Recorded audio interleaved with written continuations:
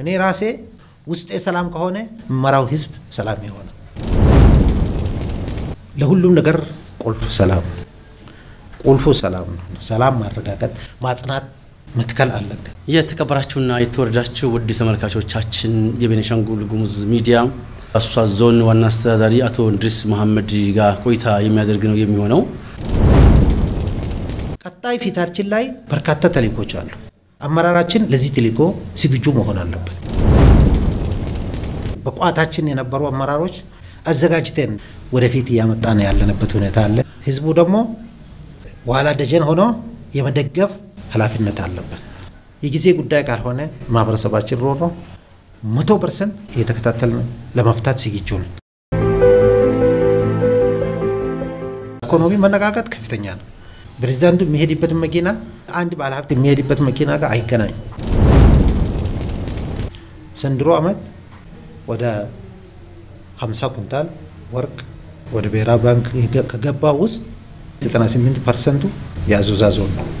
የወረዳና የቀበሌዎች ቁጥር መጨመር በኢኮኖሚው በፖለቲካውና በማህበራዊ ዘርፉ ላይ የተገኙ ውጤቶች የወረዳዎች መስፋፋት የቀበሌዎች መስፋፋት ይሄ ነገር አልነበረም አልተለመደም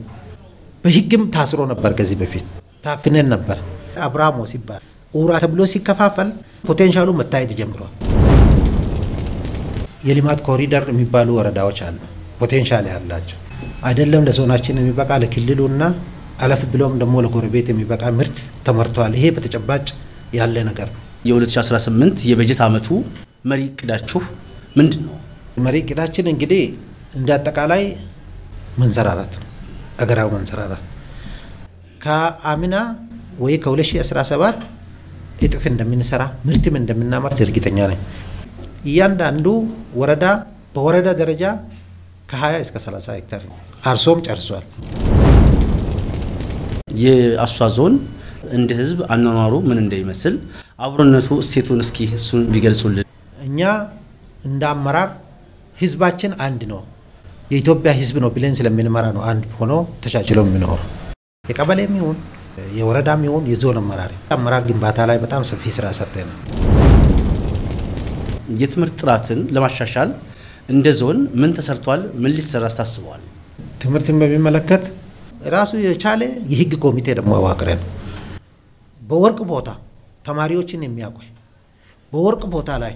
ተማሪዎችን የሚያሰራ ማህበር የተማሪው አባትም ሳይቀር በህግ እንጠይቃለን ብለን ተነስተናል